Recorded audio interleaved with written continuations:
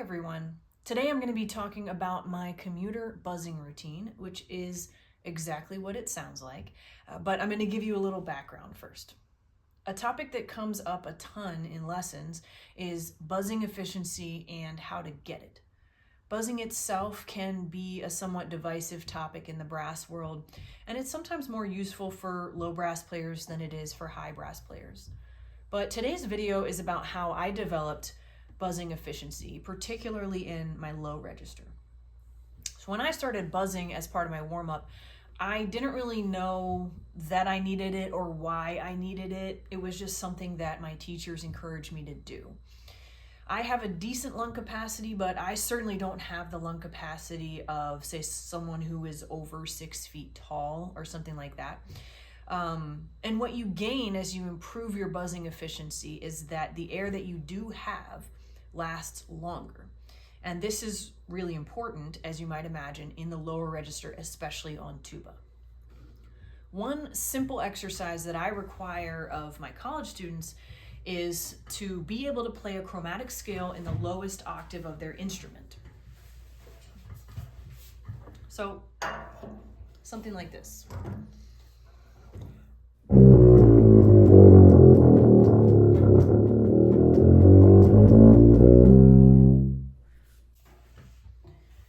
This is just a skill checkpoint for me. It's something that we want to be able to do on every low brass instrument. If you can do this, it means that you're not relying solely on the instrument to place each note, because the instrument doesn't help you as much in this register. Instead, you're buzzing, or you're at least getting close to buzzing every note. Like being able to move through a 2-octave scale or an arpeggio, it's not necessarily the exercise itself that is important, but rather the skills that you have to develop in order to do that exercise. My undergraduate teacher, Dr. Ross Walter, encouraged buzzing as part of a warm-up, and so did my grad school teacher, Mike Roylance. Mike's routine was definitely more intense, and it also involved some free buzzing. After grad school, I found myself continuing this warm-up routine and putting my own spin on it. And for me, I credit my low register efficiency to a specific time in my life when I was commuting quite a bit. For several years, I would commute daily, sometimes up to an hour and 15 minutes one way. And it was a brutal schedule, but there were a few things that I would do in the car every morning. Drink coffee, eat breakfast, and my buzzing routine. I often had to go straight into teaching whenever I arrived where I was going, so the buzzing jump-started my warm-up, and it sometimes served as my only warm-up. So this is the routine that I settled into after a few years of doing this. It's very basic. It can be adapted to each player's needs, but there are a few general guidelines that I follow. First, I always begin in the comfortable middle register and buzz down to at least pedal C. Then I begin in the pedal range and buzz back up to the mid register. I breath attack and glissando through everything, and I use a drone or a piano when possible to match pitch. So the two patterns that we will use today are both from the beginning of the Brass Gym book, but again, this can really be any scale or arpeggio-based passage. The key is that you want something that can take you through an entire octave at a time. If you can do it without breathing in between notes, great, but if you need to breathe, I'll discuss how to do that in a way that makes most sense with the exercise. So, pattern number 1, I'll put it here on the screen. It's going to begin for me on the C and the bass staff and descend down 1 octave chromatically. This will bring my lowest note all the way down to pedal C. So when we are buzzing in the low register, I like to recommend that if it's not possible to buzz all the way down to a pedal C, to use a little bit of resistance, either in the form of a finger on the back bore of the mouthpiece or a burp when necessary. Something like that could help.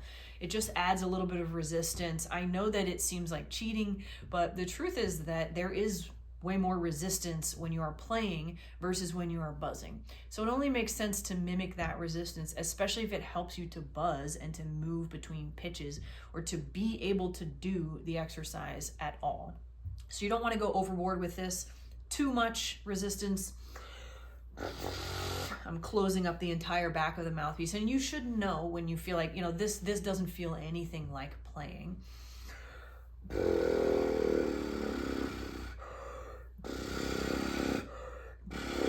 For me, what I'm going for is a happy medium where I'm working hard, I'm using up my air, but I'm also still able to buzz the note. It's never going to feel exactly the way that it feels when it's playing, when you're playing, but it can get you close enough so that you can actually do the exercise and achieve these pitches and then take them into the instrument eventually. So I'm going to start with my cello drones here on that C and buzz a little bit of this first pattern.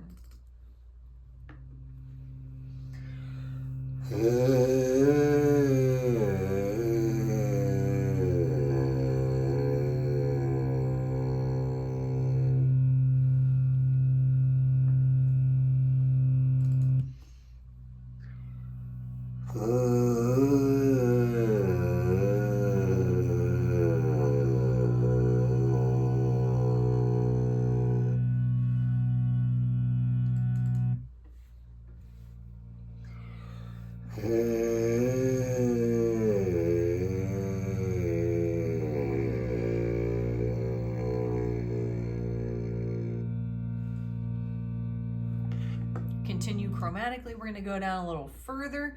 Let's say down to about F.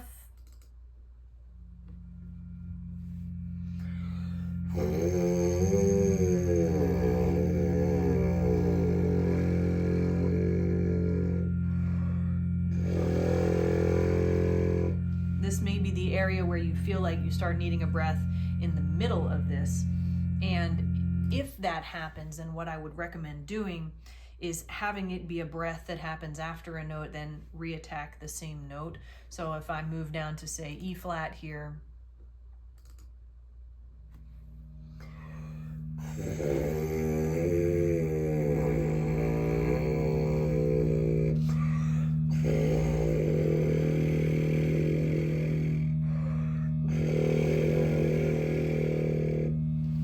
trying to achieve all the notes. I'm trying to achieve the movement between notes, which is the main key here. And if I have to redo certain notes after taking a breath, no harm, no foul. So this continues all the way down to pedal C.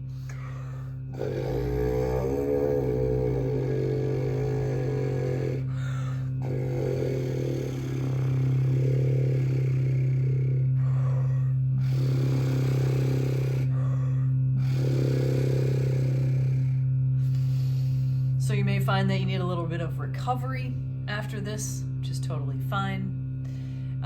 Again, if it's not possible for you to make it through the entire octave in one breath, the exercise could be simplified to maybe just 1, 5, 1, or something like that, even just a slow octave gliss.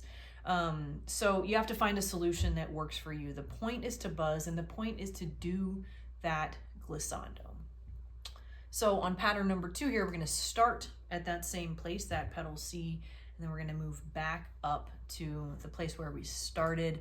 In this case, I'm just doing an arpeggio, up and back down. Usually, especially starting on pedal C, this is going to include a breath.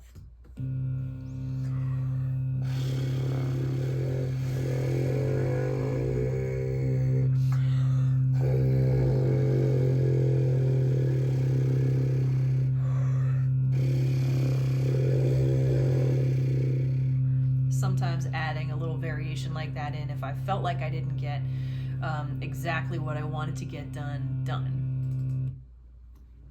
D flat.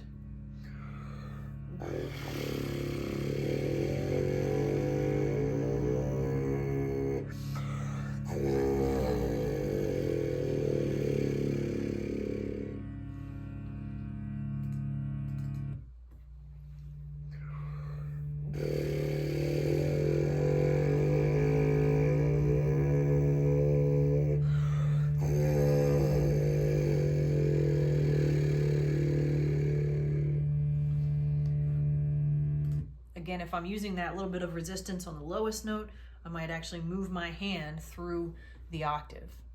And that continues until we get all the way back up to the C that we started on.